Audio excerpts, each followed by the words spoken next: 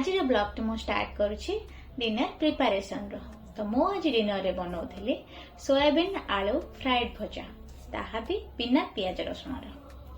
तो आज डिनर बने बने चलते टिके कथा हवा। आज कथा हवा टिके संपर्क विषय रे।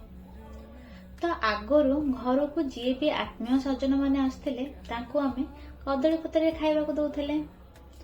तो संपर्क भी सेमती गछर पत्र भली ग्रीन ग्रीन रोला। तापर आसला माटीर जिनिस पत्र। तो संपर्क गुड़ाक माटी पर जाबड़ी रहा। पुणी आसला कंसा पितलर जुग। तो संपर्क गुड़िक 3 मास 4 मासरे थरे अधे चमकीबाकू लागिले। किंतु जेउ दिन ठारू काच प्लेट रो परसा गला से दिन ठारू अल्प आघात रे संपर्क गुड़िक भांगीबाकू लागिला। आउ एबे तो यूज वन थ्रो प्लेट रो ट्रेंडिंग चलछि। माने खाई दियो तापर फोपाड़ी दियो। तो आपण माने भाबुथिबे संपर्क केमिति चलिबो। तो जानि छंती एज बढ़वा सहित आम हाथ रू पेंसिल छड़े की पेन कौन पे धरा हुए। बिकॉज थरे भूल कले आउ ताको लिभे हुएनी।